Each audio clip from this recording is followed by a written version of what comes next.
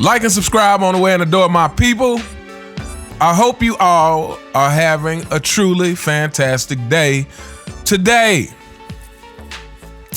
Fanboys, I told you this is going to be a bad week for you. And this video is specifically to address the average LeBron James fanboy. You're all the same.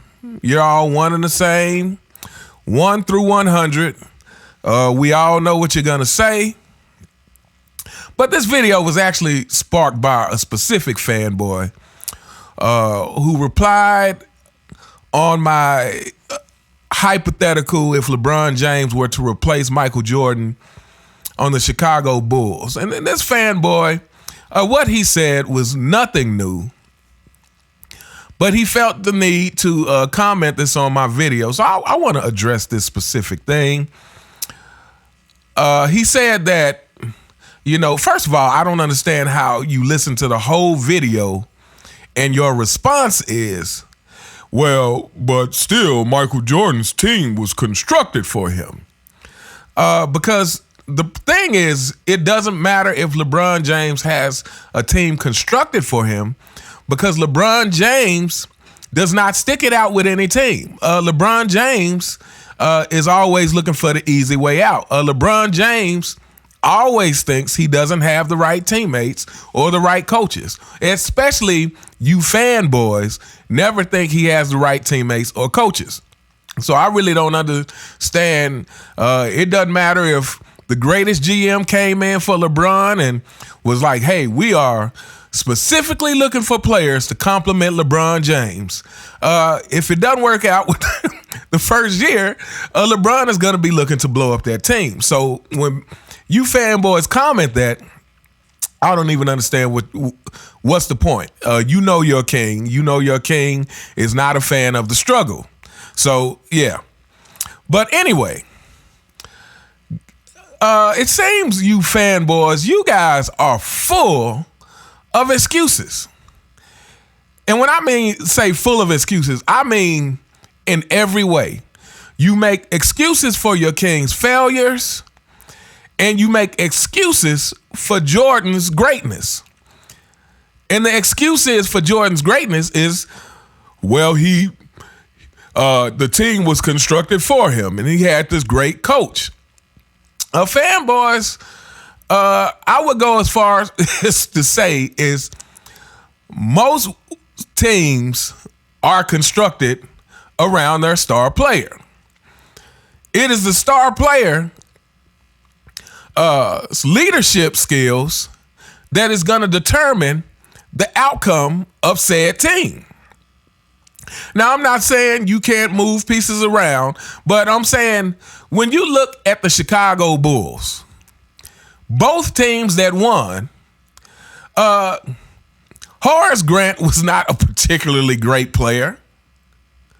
He was a good player, and he was a good player who I think was pushed to his maximum capabilities by a leader who would accept no less. I feel like this is the part that you fanboys just really, truly do not understand.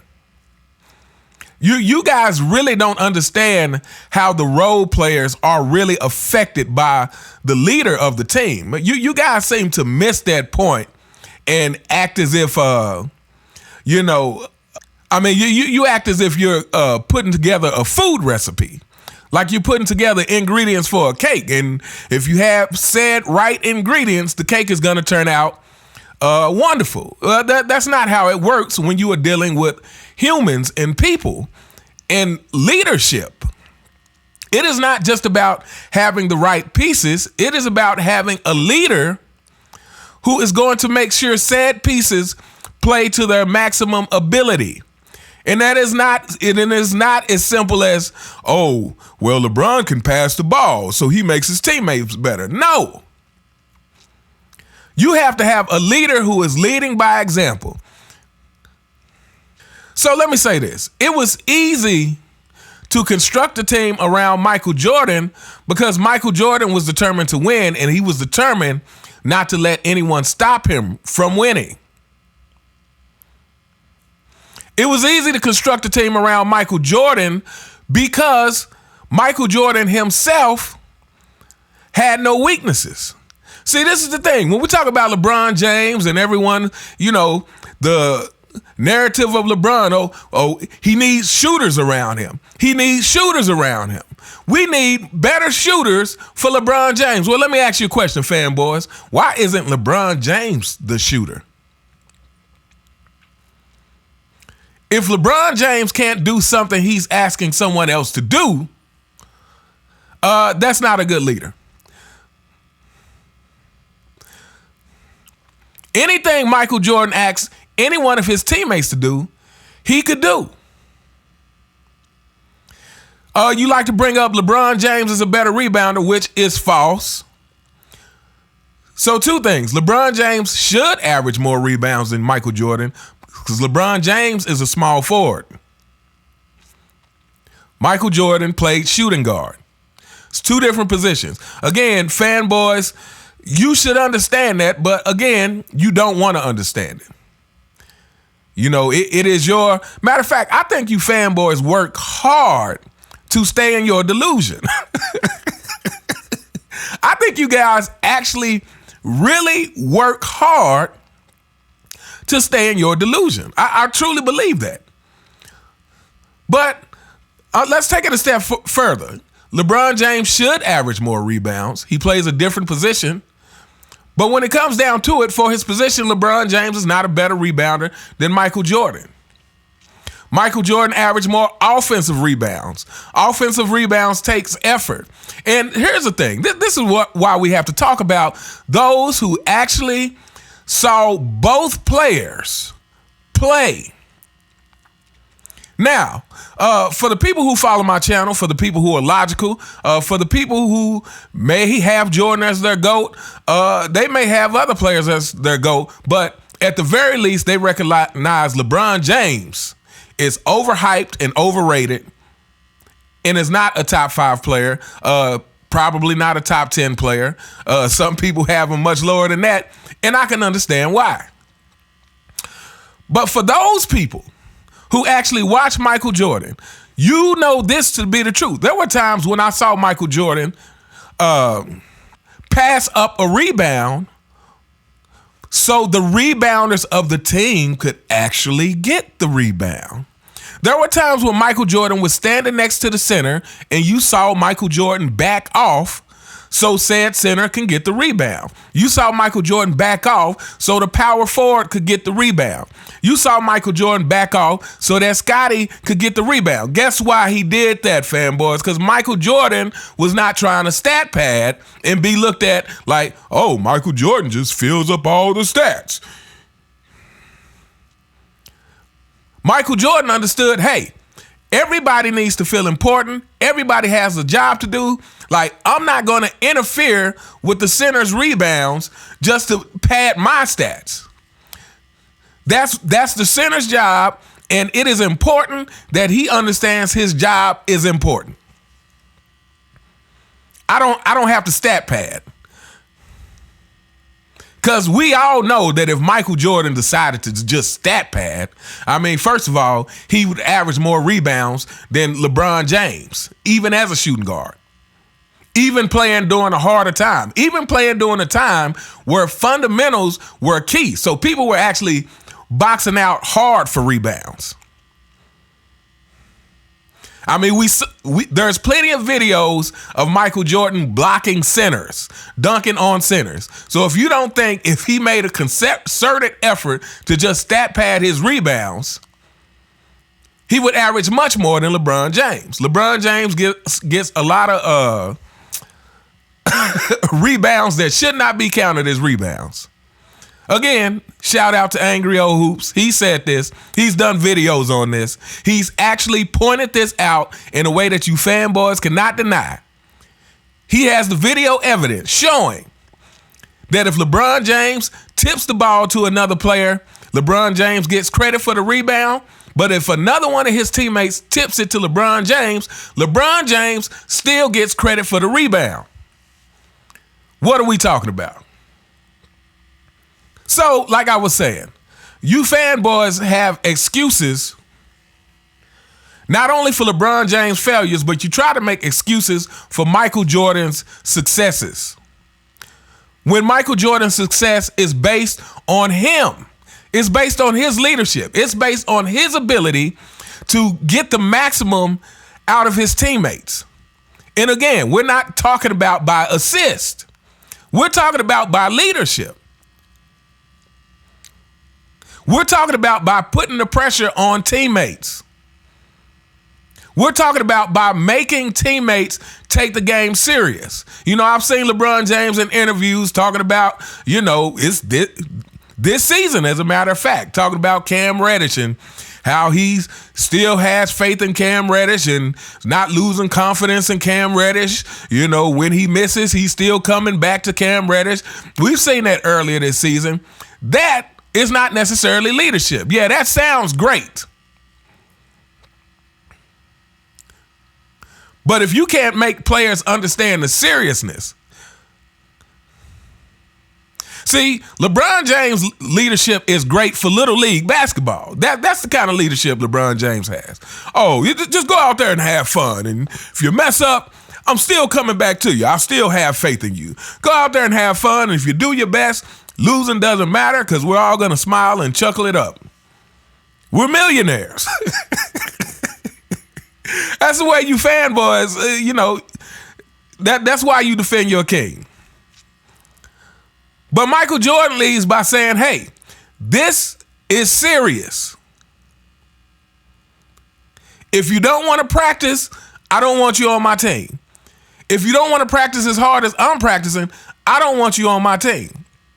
If you don't want to understand that making this shot is important, if I pass you the ball and miss, you might not get it a second time. And it is not about being a selfish player. It is about getting teammates to understand that this is serious. I take this serious. But again, you fans, you fanboys just really do not grasp that concept. You really don't grasp the concept of how a superstar's leadership is what makes or break the team. Again, we're not putting together a recipe for a cake. This is what LeBron James thinks it is. Oh, well, you know, I just need these kind of shooters, you know, bring in someone who already won a championship. You know, give me Dwayne Wade and give me AD and, you know, give me Chris Bosh and Ray Allen. Just bring in the right ingredients and I can win. I mean, because let's put it this way. According to you fanboys, winning is circumstantial. And if you believe that, then it really doesn't matter how great a player is. Any player, you could take Boobie Gibson and put together the right players around him, and he can win a championship. You know, Boobie Gibson can say, hey, I'm just as good as LeBron James. Just put the right pieces around me. Put the right pieces around me, and I can win. I can go 4-6 in the finals. Winning is not circumstantial. Winning is about how bad do you actually want it? How bad do you hold yourself accountable? And this video's went on a little longer than I planned to, but I'm gonna just say this. You fanboys, you LeBron James fanboys, members of the CFL, members of the 4-6ers. If you guys think winning is so circumstantial, then dare I say you really do not believe your king is the GOAT. That's the facts of the matter. If winning is so circumstantial to you, if winning depends on the right players and the right GM and the right coach at the right time, I dare say you actually don't believe your king is the GOAT. Because real fans of Michael Jordan, real fans who study the game, not just study the game, but just understand, humans to a certain degree, understanding the effect of leadership. I mean, fanboys, I'm trying to explain it to you, but I'm also knowing that you're incapable of understanding. I realize this. Trust me, I realize this. Some of my viewers in the comments are like, man, they're never gonna get it, and I absolutely agree with you guys. I'm aware. You fanboys I don't know if it's something missing up top that just doesn't allow you to understand logic, or like I said, it could be that you actually work hard to stay in your delusion. I'm kind of believing that that's what it is. There is an effort on your part to stay in delusion and keep your world intact. But like I said, fanboys, you should understand leadership. I mean, we all have circles of friends, right? And within that circle of friends, we all know we may be that person ourselves, but we all know that there's people in the group whose voices are heard louder than others. There's people in that circle of friends who can convince the group to follow their lead in certain circumstances. We all know that. It may be you, it may be someone else. But we all understand that not everyone is capable of leading the same way. And leadership is a separate skill from the skill of basketball. Or like I said, if you're a computer programmer, leadership in the company is a separate skill than the skill of programming the computer. You can be a great computer programmer, but not be capable of running the company.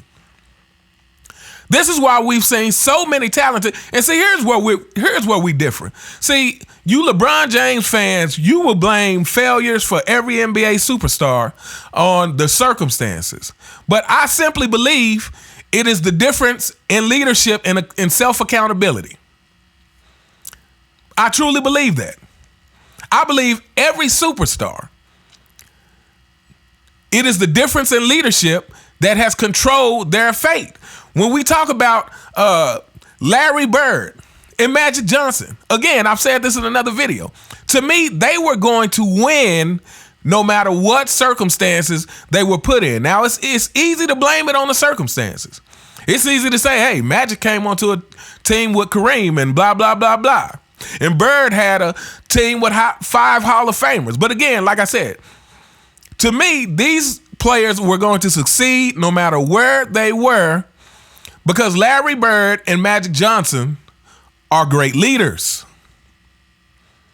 Wherever they went to, it was going to be only a matter of time before they won championship, because they are not only skilled themselves, but they are also great leaders. Michael Jordan, it doesn't matter where he went. It just happened to be Chicago. No matter where he went, he was going to be successful because he was skilled himself, but he was also a great leader. And the people who never broke through, I believe it's because they weren't as good of a leader as Michael Jordan, Clyde Drexler, Charles Barkley, Stockton and Malone. Great players. John Stockton, one of the greatest passers. Like I said, John Stockton, a true pass-first player. A true pass-first player. Not a fake one like your king. But, again, I think it's the leadership. Like I said, I think it's how much pressure are you willing to put on your teammates so that they will understand that winning is the only option. Not only that, I think part of it is how skilled you are yourself and how much your teammates can see you working on that skill. I think it's both. I think your teammates have to see that you're a hard worker, but I think your teammates also respect you when you have a certain level of skill. There was nothing that Michael Jordan couldn't do. And I think his teammates being able to see that, hey, not only is this guy one of the greatest athletes, if not the greatest athlete to ever play, one of the most skilled athletes to ever play, but he constantly is working to improve on those skills. He is constantly outworking all of us. So again, To me, the people who failed against Michael Jordan, they just weren't as great as leaders as he was. And if some of them were as great as leaders, then it came down to the fact that Michael Jordan himself was just more skilled than everyone else. Just like those Knicks battles. Those Knicks battles, to me, were some of the greatest rivalries in NBA history. Those series used to give me chills. Again, I've told this, I'm sorry, y'all, this video getting on the longer side. But again, I've told this story before. And this is recent. This is probably within the last year. I fell asleep with YouTube on. And I woke up, and you know how you kind of halfway sleep you're not quite awake yet. And so I'm like halfway awake, and I'm hearing this noise, this rumbling in the background. And it is so intense that I can't go back to sleep. Like my brain is just like, what is going on the TV? And so it's like probably, 5-10 minutes. I'm trying to go back to sleep, but what's happening on the TV, it won't let me go back to sleep. So I go ahead and open my eyes and I look, and it's a Bulls Knicks game. Obviously it's a rerun, but it's from the 92 series.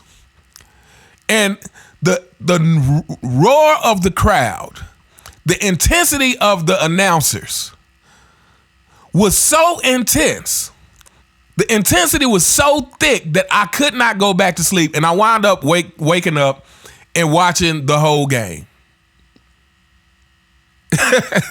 Anyway, that was kind of a side note. But yeah, those Bulls-Knicks rivalries, to me, was some of the greatest rivalries in the history of the NBA. But yeah, we're not going to continue this much longer. But yeah, fanboys, like I said, if you think winning is so circumstantial, then you actually don't believe your king is the GOAT.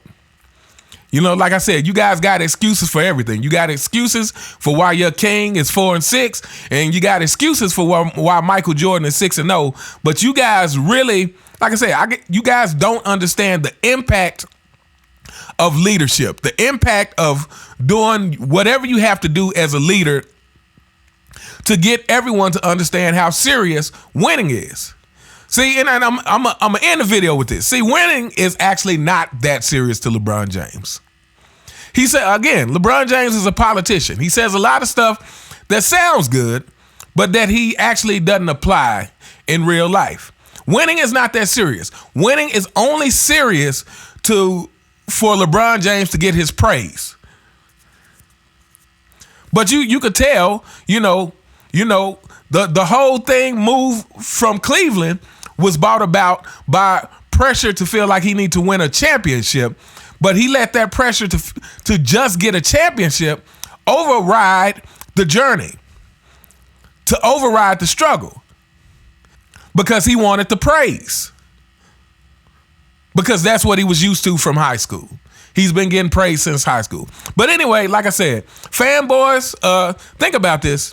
If winning is so circumstantial, then you actually don't believe LeBron James is the GOAT. But anyway, let me know what you guys think in the comments. The people who are regular viewers of this channel, I'm sure I know what you think, because you guys, just like me, run into these delusional fanboys all over the place on Facebook, Instagram, and it's getting more delusional.